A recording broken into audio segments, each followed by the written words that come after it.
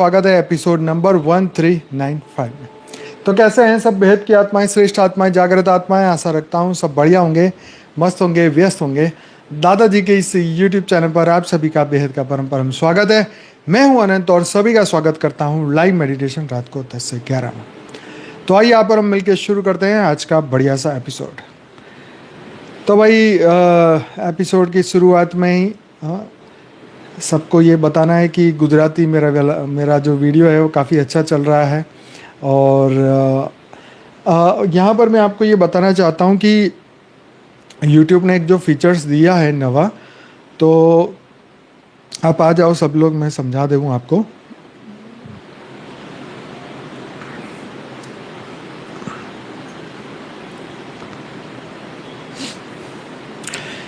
₹3.5 lakh view मिल चुके हैं और कुछ 2,800 व्यू वो मिल चुके हैं, 2 लाइक मिल चुके हैं उस वीडियो पे। तो यहाँ पर मैं आपको बताना चाहता हूँ कि कैसे आप अपनी भाषा में भी उसे देख सकते हैं।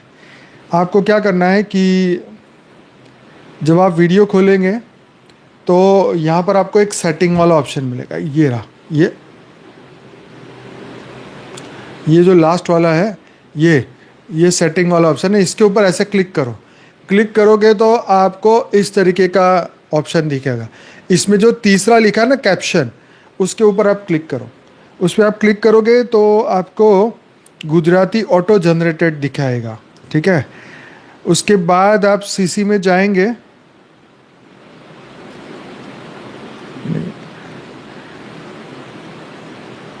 कहाँ गया?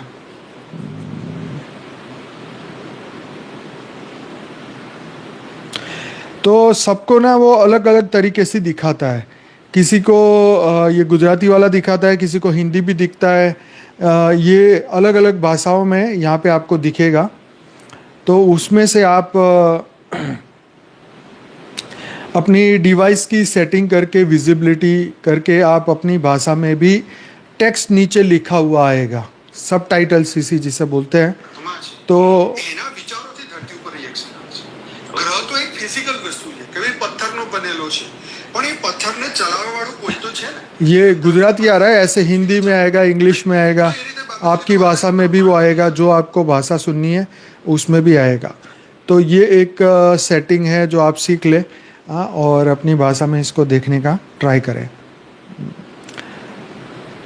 तो ठीक है, आगे बढ़ते हैं। तो भाई आज इसके साथ मैं आपसे ये भी बात करना चाहूँगा कि एक प्रैक्टिकली बताऊँगा बात। आज मेरी किसी से बात हुई थी, तो वो यंग लड़का था, 34 ईयर का था। और पहले भी मेरी 1 साल पहले बात हुई थी। पहले 2-3 सालों से कांटेक्ट में है, पर जब भी कॉल करता है 6 महीने 12 महीने में एक बार वो बात करता है। तो आज जो वो बहुत डिप्रेस था और वो बोले कि मेरे को आपसे बात करनी है। फिर मैंने उसको टाइम दिया, बात किया। उसका एक प्रॉब्लम था कि उसको सिंगर बनना है, ठीक है। और भगवान इसके लिए कुछ भी नहीं कर रहे हैं, और वो चाहता है कि कुछ भी करके मैं सिंगर बन जाऊँ। तो मैंने उसको बहुत सारे तर्क दिए, समझाने की कोशिश की।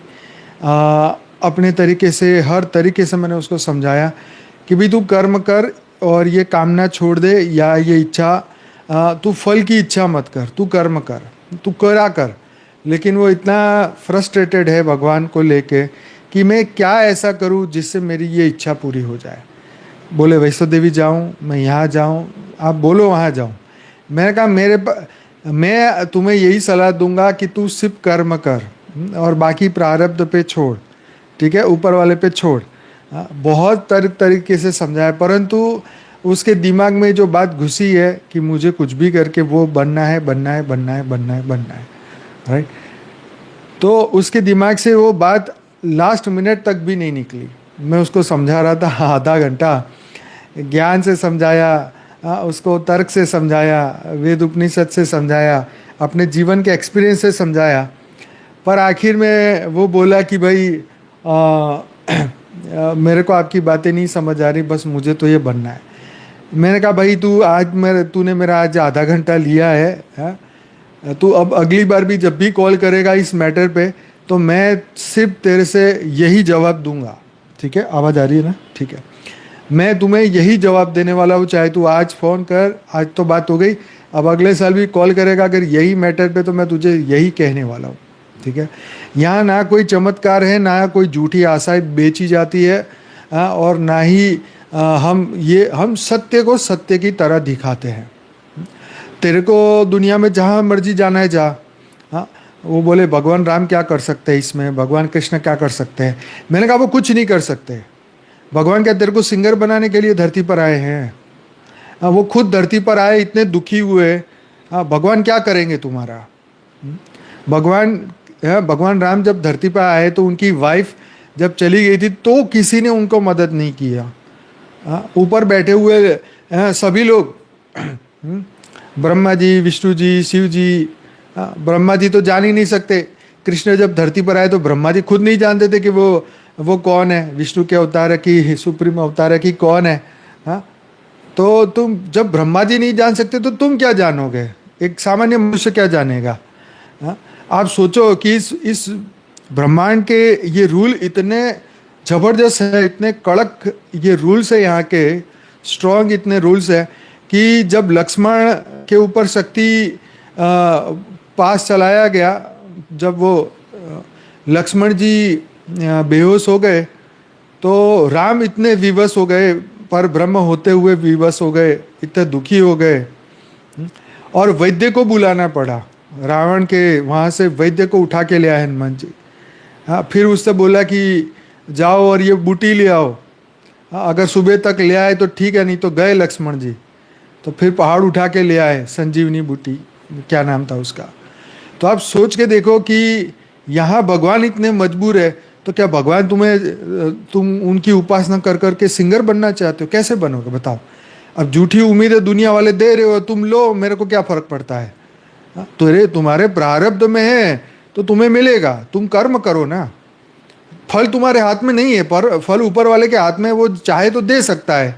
हाँ, तुम स्पेशल कोई पर्पस से धरती पर आए हो और तुम यही कामना करते रहो, नहीं मुझे तो यही करना है, मैं तो यही करना है, तो तुम जो ऊपर से नक्की करके आए हो वही होने वाला है। तुम इधर आके कुछ अपने मन बदल दिए हो तो कोई भगवान को कोई लेना देना नहीं तुम्हारे से। तुम राम की उपासना करो, कृष्ण की करो, जिसकी मर्जी कर लो। जो तुम्हारे प्रारब्ध में है वही होके रहेगा। मैं कहा एक चौराहे पे एक गरीब लड़का खड़ा है, फिर उससे बोला कि मैं विजुलाइज करूँ, तो मैंने कहा करके देख लो। मैंने कहा तुम तो पिछले बार भी बात किए थे, तब भी तुम विजुलाइज की बात कर रहे थे। तो विजुलाइजेशन करना ये 100 में से सिर्फ 10% उसका मार्क है। मैंने कहा हर चौराहे पे गरीबों के ढेर लगे हैं, सभी लोग विजुलाइज करते कि एक दिन हमारे पास गाड़ी होगी। क्या होती है गाड़ी? गाड़ी तो छोड़ो, खाना नहीं होता। ये क्या उनका विजुअलाइजेशन कच्चा है? सोचो, विजुअलाइज करना ठीक है, अपने आप को अच्छे तरीके से विजुअलाइज करना जरूरी है, परंतु विजुअलाइज करने से वो कोई चीज़ तुम्हें थोड़ी ना मिल जाएगी। जब तुम्हारे प्रारब्ध में कर्म का पता नहीं, तो फिर बोले प्रारब्ध कैसे बदलूं? मैंने कहा प्रारब्ध के लिए तुम पुरुषार्थ करो, ज्ञान योग करो। अब तुम कहो जी मैं तो ज्ञान सुनूं ही नहीं, भक्ति ही करूं, तो मैंने कहा भक्ति तो तुम चाहे 100 जन्म कर लो, तुम्हारा प्रारब्ध नहीं बदलने वाला। तुम जब तक ज्ञान मार्ग में नहीं आओगे तुम प्रारब्ध को नहीं बदल सकते, मैं ये कह सकता हूँ। हाँ, तुम भक्ति करोगे, तुम्हें कृपा मिल जाएगी, देवी या देवता थोड़ा बहुत आपको उन्होंने तुम्हारी इच्छा पूरी कर दी, छोटा मोटा काम कर दिया, तो इससे पर प्रारब्ध तो नहीं बदलेगा, प्रारब्ध तो नहीं बदलेगा। रामकृष्ण परमहंस जैसे महान सत्संगी महान गुरु को अगर कैंसर हुआ तो आप सोचो क्या उनमें क्या कमी रह गई थी। तो ये बात तो सोच के देखो, रामकृष्ण इतने धरती पर आके दुखी हुए, इतने तो हमारे मनुष्य भी नहीं हो रहे, तो फिर क्या प्रॉब्लम आ गया? क्या वो अपने खुद ही नहीं कर सकते? क्या उनको ज्ञान योग नहीं आता था? क्या उनको भक्ति नहीं आती थी? क्या उनको क्या नहीं आता था? किस चीज़ की कमी थी? तो आज तुम वही चीज़ को पकड़ के, और जब तुम्हारी कामना इतनी स्ट्रांग है, तुम्हारी इच्छा इतनी स्ट्रांग है, तो फिर लगे रहो उस पर। हाँ, तुम्हारी इच्छा पूरी नहीं होगी इसकी गारंटी देने वाला धरती पर कोई भी नहीं है। मैंने कहा करोड़ों लोग ही, हर चीज, करोड़ों लोग हैं धरती पर और हर व्यक्ति के जीवन में कुछ ना कुछ ऐसी बात है जो वो चाहता है कि पूरी हो जाए। लेकिन पूरी हो गई तो भी क्या, मैंने नचिकेता का उदाहरण दिया। हाँ, उसको यमराज की बात बताई कि पूरी पृथ्वी भी तेरे को देने को तैयार हो। लेकिन तो भी अंत में क्या हुआ, नचिकेता ने बोला मुझे नहीं चाहिए, टेम्पररी चीज़ें नहीं चाहिए। तो वो उतना उसका वो फिक्स था, उसका इच्छा इतनी पक्की थी, बलवान थी, नहीं मुझे तो ये करना ही है कैसे भी, बस मैंने तो आपसे रास्ता पूछा है। मैंने कहा भाई रास्ता ये नहीं है, हमारा ज्ञान योग का रास्ता है, हमारा इच्छा पूर्ति करने का मार्ग नहीं है। ये तो मोक्ष का मार्ग है, ये तो जीवन मुक्ति का मार्ग है। अगर तुम्हें ज्ञान समझ में आता है तो तुम्हारा कल्याण होगा, नहीं तो फिर तुम भी यहाँ मैं भी यहाँ, तुम जाओ जो मर्जी करो। जाओ जिसके पास जो तुम्हारे चमत्कार कर ले, तुम्हें सिंगर बना दे, उसके पास जाओ, तुम्हारी मदद करे उनके पास जाओ। लेकिन फिर 2-4 साल बाद फिर आके यही रोना मत रोना कि भगवान मेरी मदद नहीं करते, भगवान मेरी सुनते नहीं, वैष्णो देवी जाऊँ या ये धाम जाऊँ या वो धाम जाऊँ। मैंने कहा सब करके देख लो भाई, सब करके देख लो, तुम्हें मना नहीं है। हाँ, तो क्या फिर बोलने लगा मैं वो क्या नाम है, वृंदावन वाले गुरुजी बोलते हैं ना नाम जप कर, तो राधे राधे करूँ। मैंने कहा कर लो भाई, तुम राधे राधे कर लो। राम राम करूँ, मैंने कहा वो भी कर लो, जब तक मन ना भरे तब तक करो। फिर तुम मेरे से फिर आके ये मत पूछना कि अभी क्यों नहीं हुआ। तो हाँ, 100 अश्वमेघ यज्ञ भी मैंने ये भी बोला, मैं कहा तू यज्ञ भी कर ले, तू तप भी कर ले, सब कर ले, इच्छा पूर्ति के लिए तू कुछ भी कर ले। हाँ, लेकिन तुम्हारे प्रारब्ध में नहीं है तो नहीं मिलेगा, नहीं मिलेगा, नहीं मिलेगा। अब मैं इसमें तुम्हारे प्रारब्ध को मैं नहीं बदल सकता। यस, हाँ, वो परमानंद महाराज का बात कर रहा था। मैंने कहा मैं तुम्हें इसलिए कहूँगा ये करने के लिए क्योंकि ज्ञान तुम सुनने के तुम्हारी बुद्धि अब ज्ञान सुनने के लायक ही नहीं बची है। तो तुम एटलीस्ट राम का नाम कर या कृष्ण का कर या राधा का कर या जिसका मर्जी कर, पर तू एटलीस्ट करता रहना, नहीं तो फिर तू नास्तिक बन जाएगा। फिर एक मोड़ पे बोलने लगा कि हाँ मुझे लगता है मैं नास्तिक हो रहा हूँ, मैं इतने सालों से इतना कर रहा हूँ, कुछ हो नहीं रहा है। तो मैंने कहा इसमें कि तुम भगवान को क्यों जिम्मेदार समझते हो, मेरे को बताओ। ऊपर वाला कुछ भी नहीं करता, अगर ऊपर वाला कर लेता तो अवतार भेजता ही नहीं। वो अपने अवतार भेजता है लेकिन ऊपर से बैठ के कुछ नहीं करेगा, और वो भी उनका वो अधर्मियों को ख़त्म करने के लिए करता है अवतार। तुम्हारी इच्छा पूर्ति के लिए कोई यहाँ सिंह भेजने वाले नहीं है कोई अवतार। तो ऊपर वाले की वो देख के मत बैठो, कृपा के चक्कर में मत बैठो। हाँ, तो ये तुम्हारे प्रारब्ध में है, तुमने बेस्ट कर्म किए, श्रेष्ठ कर्म किए, तो उसका फल तुम्हें मिलने ही वाला है, फिर तो तुम करो ना करो। परंतु देखो ये चक्कर ये है कि इसलिए तुम जो है जगह जगह भटको मत, क्योंकि कोई 100% गारंटी से तुम्हारी इच्छा या कामना नहीं पूरी कर सकता। ये आजकल के यंगस्टर्स की बात है। मैंने कहा भाई तुम्हारी 34 की तो उम्र हो गई, अभी तुम्हारी शादी बाकी है। अभी मैं तुम्हें ये नहीं कहूँगा कि भाई तुम ये करो या वो करो, पर तुम्हारे पास समय वैसे ही कम है। अब अभी जो मेरी बात तुम्हें समझ में नहीं आ रही, अगले 10 साल में डेफिनेटली समझ में आएगी, और जब 10 साल बाद समझ में आएगी तब तक बहुत सारा समय निकल चुका होगा। हाँ, तो हाँ, एक्सेप्टेंस ही नहीं था उसका, वो स्वीकारने को तैयार नहीं था। कि उसको ये था कि मैं अपना प्रारब्ध बदल लूँ। मैंने कहा भाई प्रारब्ध डेफिनेटली बदला जा सकता है, लेकिन ये तुम्हारी इच्छा पूर्ति के लिए नहीं। हाँ, तुम ये समझो, तुम्हारा प्रारब्ध तुम्हारी इच्छा पूर्ति के लिए ही नहीं, तुम्हारा प्रारब्ध तुम्हें मोक्ष पाने के लिए तुम बदल सकते हो। हमारे पास शास्त्रों में बहुत सारे एग्जाम्पल है। प्रारब्ध बदला जा सकता है। वाल्मीकि ऋषि बना, वो पहले लुटारा ही था, अगले जन्म में वो ऋषि बना, तो ये तपस्या से बन सकते हैं। लेकिन तुम कहो जी हम तो अंबानी बनने के लिए बार बार जन्म लेंगे, 100 बार जन्म लेंगे, तो भाई ये जन्म तुम्हारे, ये धरती तुम्हारे को ही मुबारक है। तुम आओ, जन्म लो, मज़े करो, फिर जन्म लो, फिर मरो, फिर जियो, फिर मरो, फिर जियो, फिर मरो, फिर जियो। करोड़ों साल हो गए तुम्हारे यही चक्र कभी ख़त्म नहीं हुआ। और जब फ़ोन रखा तब तक भी वो कन्विंस नहीं हुआ मेरी एक बात पे वो कन्विंस नहीं हुआ। तब मुझे समझ आया कि भाई इनसे बात करके सिर्फ वेस्ट ऑफ टाइम ही है। तो यंगस्टर्स को अपना दिमाग ऐसे जिदों में नहीं लगाना चाहिए। मैंने उसको अपना भी उदाहरण दिया, जिद हमारी भी थी लेकिन हम ऊपर से कुछ और काम के लिए आए थे। अगर हम वो जिद पकड़ के बैठे रहते तो जिद पूरी ना होती, हम पूरे हो जाते हैं। समझ बात? तो ये उम्र का तुम्हारे पास जवानी तुम्हारी 40 साल तक की बची है, उसके बाद कोई जवानी रहने वाली नहीं है। चिल्लाओ मत ज़्यादा। ये अलग बात है, कोई बोलता नहीं है इसलिए तुम्हें समझ नहीं आती। जब तुम वहाँ पहुँचोगे तब तुम्हें पता चलेगा। ये शरीर तुम्हारा साथ देने वाला नहीं है, ये तुम्हारा मन तुम्हारा साथ देने वाला नहीं है। कल की बात बताऊं, कल रात को एक सपना आया जिसमें एक बैंक मैनेजर था सपने में। तो वो ना माँ के बारे में सपने में बैंक मैनेजर था, उसके बाहर का स्टाफ बता रहा था कि बैंक मैनेजर माँ के बारे में ऐसा बोल रहा था। मैं कहा अच्छा क्यों बोल रहा है ऐसे बारे में? तो मैं उसके पास गया तो मैंने उसको बोला, मैं कहा भाई आपको किसने अधिकार दिया?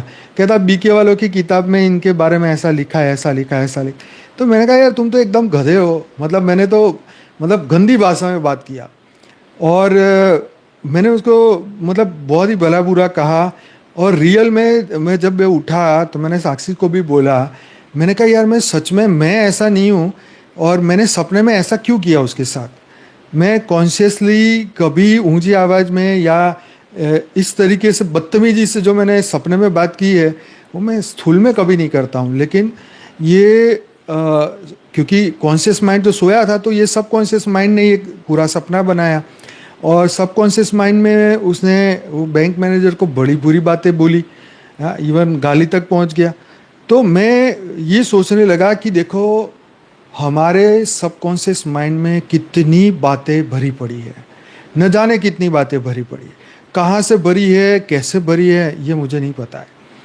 अब आप ये सोचने के बाद ये कहो कि भैया की ऐसी हालत है तो लोगों की कैसी होगी। मैं कहता हूँ जो तुम्हें सोचना है सोचो, सत्य बात तो ये है, ठीक है? कोई किसकी बात बताए ना बताए मेरे को कोई मतलब नहीं। इसको सुन के तुम्हें हंसी आए, तुम्हें बुरा लगे, तुम्हें जो भी तुम सोचना है तुम्हारी फ्री विल है, तुम सोचो। लेकिन कॉन्शियस माइंड से हम कंट्रोल कर पाते हैं लेकिन सब कॉन्शियस माइंड से हम कंट्रोल नहीं कर पाते। ये मैं बताना चाहता हूँ कि सपने में जो मैं उस चीज़ को कंट्रोल नहीं कर पाया ये बातों के चक्कर में, तो अंदर तो भरा हुआ है ना बात। ये बात जो है मैं ये इससे बताना चाहता हूँ, जागृति के लिए बताना चाहता हूँ कि आज हमारे रोग और शोक का जो कारण है वो हमारा सबकॉन्शियस माइंड है ना। वो जो अंदर फंसा हुआ है ना कचरा, वो कचरा सपने के माध्यम से बाहर आता है। सपने हमारा बैरोमीटर है, थर्मोमीटर है, हमें वो बताता है कि अभी भी अंदर तो कुछ पड़ा हुआ है, समझो, है ना। ये हर एक के साथ होगा, कोई बोले ना बोले, मुझे कोई जानना भी नहीं है। मैं तो अपनी बात इसलिए तुम्हें बता रहा हूँ क्योंकि ये मेरा काम है सत्य बोलना, हकीकत बोलना, और सबकॉन्शियस लेवल पे हमें काम करना पड़ेगा। अगर हम नहीं कर पाएंगे तो ये जैसे मैंने कहा ना, सपना मेरे को ऐसा आया, ऐसा आपको भी आ सकता है, अच्छा आएगा, बुरा आएगा, कुछ भी आ सकता है। तो ये हमारे सबकॉन्शियस माइंड में अभी कचरा साफ नहीं हुआ, ये क्लियर कट है। और ये सबकॉन्शियस का कचरा कैसे निकलेगा? वो निकलेगा योग से। ज्ञान तो हम भरपूर करते हैं लेकिन ये जो वायुमंडल का कचरा इतना दिमाग से अंदर हमारा उतरता जा रहा है, ये जो हम रील देख रहे हैं या फेसबुक देख रहे हैं, इंस्टाग्राम देख रहे हैं, तो वो उसकी जो इम्प्रेशन पड़ती है ना, ये सबकॉन्शियस माइंड में जाती है। और वो जो सबकॉन्शियस माइंड जो है ना, वो फिर उसका रिएक्शन आता है। क्योंकि ये सपने में जो कुछ चीज़ें मैंने देखी या मैंने बोली या मैंने कही, सपने की बात, वो रियल में मैंने मोबाइल की स्क्रीन पे कोई रील में या इंस्टाग्राम में ये चीज़ें देखी थी और वो चीज़ फिर अंदर छप गई अंदर और फिर वो इस तरीके से बाहर आई। तो इसलिए जब तक तुम ये धरती लोक पे हो, फेसबुक, यूट्यूब, ये जब तक सोशल मीडिया तुम एक्सेस कर रहे हो तो तुम्हारा सबकॉन्शियस माइंड क्लियर नहीं हो सकता है। तुम जितना मर्जी दावा कर लो, तुम जितना मर्जी बात कर लो, अंत में सत्य यही है कि अगर तुम ये सब कुछ छोड़ोगे तो नया इनपुट जाना बंद होगा, नया अंदर डेटा जाना बंद होगा, तो ही आउटपुट बढ़िया होगा। तो ये सबकॉन्शियस माइंड जो कुछ हम देख रहे हैं, अच्छा बुरा, जो कुछ हंसी हंसी की बातें, बुरी बातें, सब कुछ अंदर तो जा ही रहा है। आंखों के जरिए जा रहा है, कानों के जरिए सुनते जा रहे हैं, अंदर जा रहा है। हर चीज एक प्रभाव छोड़ के जाती है। हम ऐसे बन चुके हैं, हमारी आत्मा का प्रभाव खत्म हो रहा है, और इन सभी चीज़ों का, सोशल मीडिया का प्रभाव हमारे सबकॉन्शियस माइंड पे पड़ रहा है, और वही हमारे बीमारियों का जड़ है, वही हमारे टेंशन, स्ट्रेस, तनाव का जड़ है। तुम, हाँ, डिजिटल कर्मा वाला जो हमारा था ना, वो गुजराती में हमने किया था, वो एकदम सही है। साक्षी ने भी डिजिटल कर्मा पे बात कही थी, वो सच है। उसका एक ही उपाय है कि इसको तुम बंद कर दो। या तो तुम, मुझे इसलिए देखना पड़ता है कि भाई नई चीज़ें जो मार्केट में चल रही है, या नए टॉपिक जो मुझे ढूंढने हैं, अब मैं वहीं से लेके आता हूँ ये चीज़ें, जो मुझे दुनिया की बातें समझ में आती है, तो इसलिए देख रहे हैं। तो देखने के साथ कूड़ा भी आता है। तो ये जो कूड़ा है, ये नेगेटिव इमोशंस पैदा करते हैं, नेगेटिव भावनाएं पैदा करते हैं, एक चिंता, एक स्ट्रेस, एक तनाव पैदा करते हैं कि ऐसा क्यों हो रहा है, दुनिया इतनी ख़राब हो रही है, कोई ये कर रहा है, कोई वो कर रहा है। मतलब ऐसी ऐसी बातें हैं। आज ये बता रहा था कोई कि गाय का बछड़ा मर जाता है तो वो दूध देना बंद कर देती, तो उसके बच्चे का आर्टिफिशियल पुतला बना के गाय के सामने रखा जाता है, तो गाय फिर दूध देने लगती है। तो इस तरीके की बात, ना लेना ना देना, फिर भी दिमाग में बात आई ना कि देखो कैसा कैसा जानवरों के साथ हो रहा है, कैसा कैसा हम उन्हीं का दूध पी रहे हैं, या उसी इमोशन से वो दूध दे रही है, या जो कुछ भी हम खा रहे हैं इसमें कितने केमिकल हैं, कितनी चीज़ें हैं। हर चीज़ जो हमारे अंदर जा रहा है, कहाँ ये प्योरिटी है? ना हवा में प्योरिटी है, ना पानी में है, ना हमारे विजिबल कोई भी चीज़ में है। तो ये इम्प्रेशन, ये सोच, ये विचार, ये अल्टीमेटली तो दुख का कारण ही है ना, ये बंधन का कारण ही तो है। मैं लड़के को भी वो समझाया, मैंने कहा ये तेरी जो जिद है ना, ये दुख का कारण बनेगी।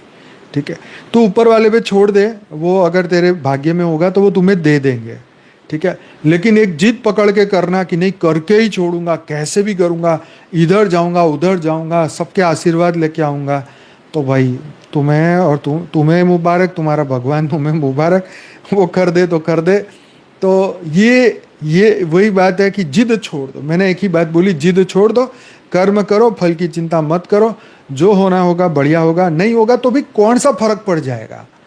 मैं कहा तुमने तो कम से कम कई जन्म लिए होंगे धरती पे, करोड़ों तुम्हारे जन्म हुए होंगे, हाँ, तो वही जीत पकड़ के आज भी तुम बैठे हो, बराबर। तो कह रहा है मेरे को तो बचपन से ये इच्छा थी मैं ये बनूं। तो मैंने कहा तुम पूर्व जन्म में भी ये इच्छा पकड़ के बैठे हो, आज भी ये इच्छा है, और अभी भी मरते टाइम भी तुम्हारी इच्छा रही, तो फिर अगले जन्म में भी जाएगी। तो मैं कोई इतने ना तुम्हारे पीछे क्या ही समय बगाड़ू, पर जो चीज़ मैंने उसको समझाई, मैंने आपको इसलिए समझाई कि आप भी ये बात जो है, आपके नियर एंड डियर वाले जब भी ऐसी कोई जिद करे तो आप उनको समझाओ। नचिकेता का एग्जाम्पल दिया, यमराज का दिया, मैंने कहा भाई ये देख लो, एपिसोड देख लो।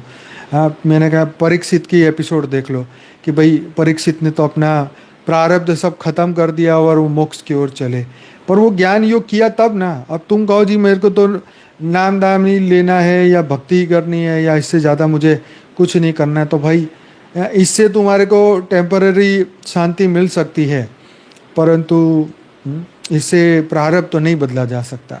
हाँ, ये बात अलग है कि तुम्हारी भक्ति एकदम प्योर हो जाए, हाँ, उसमें भी तुम्हें भक्ति प्योर रखनी पड़ेगी।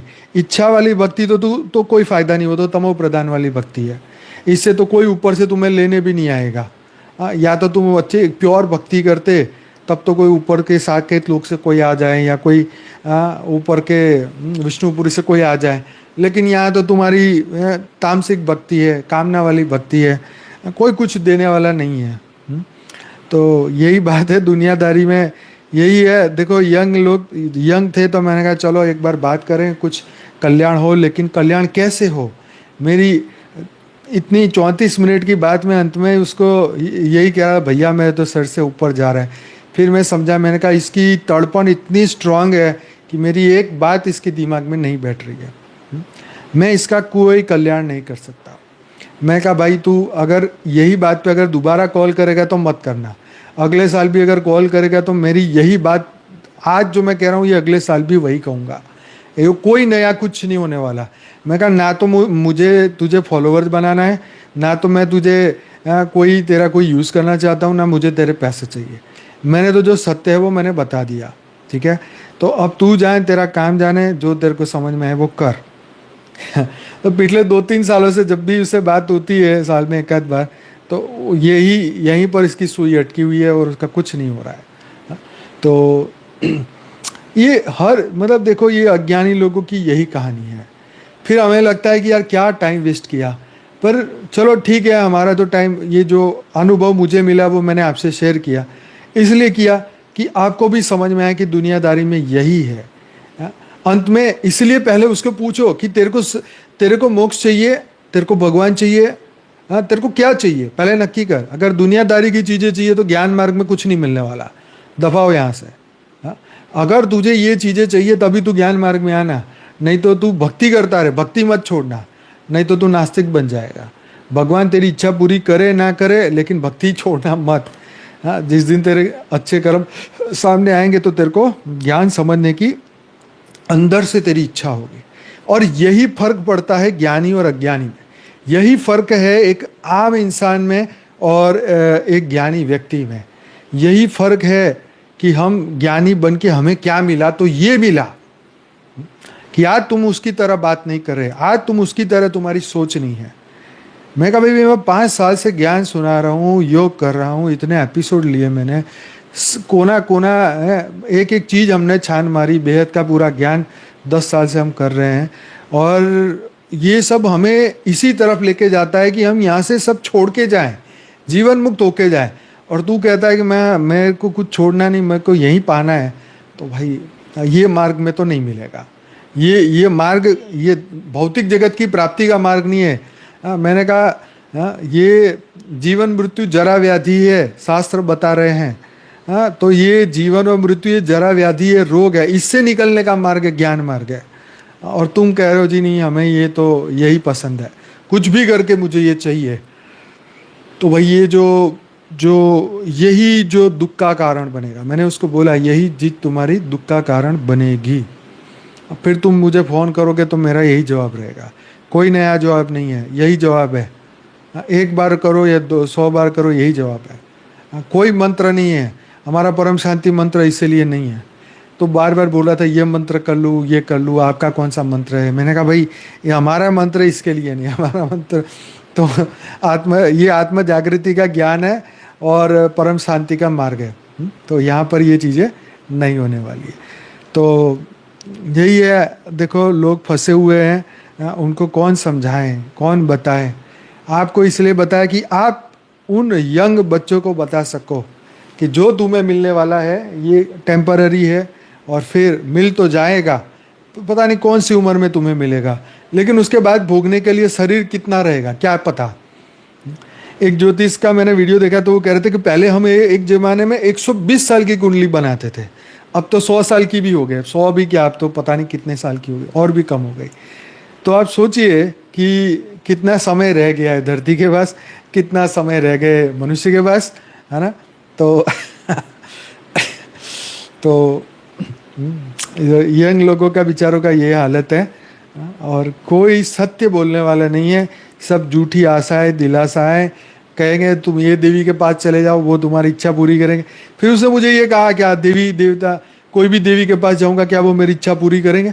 मैंने कहा छोटी मोटी है तो वो कर लेंगे, तो हमारे प्रारंभ में वो देख लेंगे, अगर उनको दिखता है कि हाँ है, थोड़ा सा, हाँ थोड़ी सी तुम्हारी छोटी मोटी इच्छा पूरी कर लेंगे।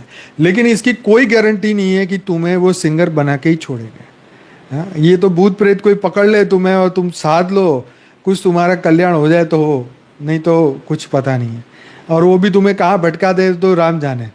अभी एक और वीडियो सुन रहा था तो उसमें बोल रहे थे कि कुंडलिनी के दुष्प्रभाव, कुंडलिनी जागृत करने जो लोग जाते हैं उसके इतने दुष्प्रभाव है, और उसके दुष्प्रभाव को उसके गुरु भी नहीं क्योर कर सकते। समझ गई बात? तो ये तो इसके ऊपर भी मैं सोचता हूँ क्लास सर्च करके पता करके मैं क्लास कराऊंगा। पर आप सोचो कि ये जो कुंडलिनी में जो इच्छा के साथ घुसते हैं ना, उनके तो दुष्प्रभाव ही रहेंगे। इल्यूमिनेटी हाँ उनको बना सकते हैं सिंगर, पर वो तो फिर सोल कॉन्ट्रैक्ट करना पड़ेगा ना, ऐसे थोड़ी बनाएंगे तो बहुत सारी ऐसी बातें हैं जब ढूंढने निकलते हैं तो दिमाग में आती है। पर वही साथ के साथ ज्ञान भी आता है तो फिर साथ में कचरा भी आता है। ये आंखें देख रही है, कान सुन रहे हैं, तो कॉन्शियस और सब कॉन्शियस माइंड हमारा इस पे वर्क करता है। तो इसीलिए हम सबको बहुत अवेयरनेस के साथ हमें काम करना है, अपने ऊपर काम करना है। मैं खुद कह रहा हूँ कि नहीं, मैं कंप्लीट नहीं हुआ हूँ, जिस दिन हो जाऊँगा उस दिन बोल दूँगा। लेकिन अभी तो कोई ऐसे आसार है नहीं धरती लोक में यहाँ पर तो जब तक ये मुंह चलता रहेगा तब तक तो ये प्रॉब्लम रहने ही वाला है तो योग से होगा परिवर्तन, बिल्कुल सही है। और आज का मेरा कोई यही टॉपिक नहीं था, बस यही आपसे बात करनी थी, और अभी हम योग ही करने वाले हैं। तो सभी दिव्य आत्माएं, अच्छा लगा है तो वीडियो को लाइक करो। हमारा जो 500 या 1000 का जो टारगेट है वो पता नहीं कहाँ खो जाता है, 1000 भी लाइक नहीं आते, 500 भी नहीं पहुँचते। एक दिन होता है, दूसरे दिन सब भूल जाते हैं। देखते जरूर होंगे लेकिन लाइक करना भूल जाते हैं।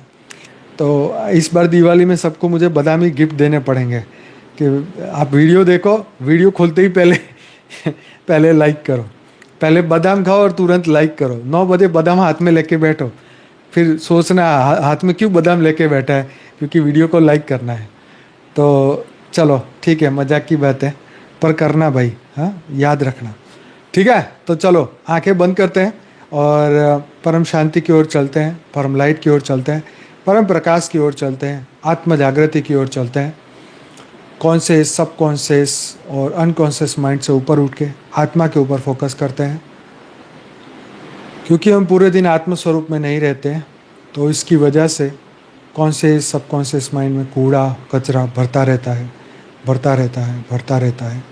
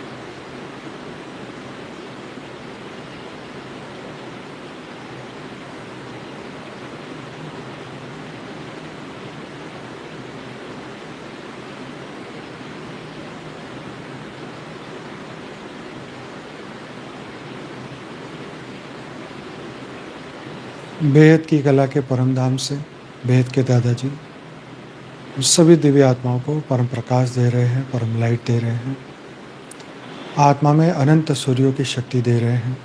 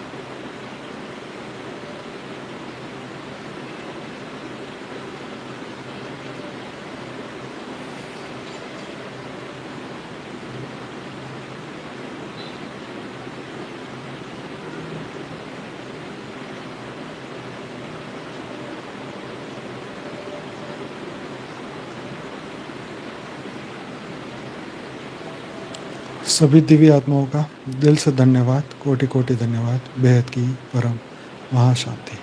मिलते हैं कल रात को 10 बजे।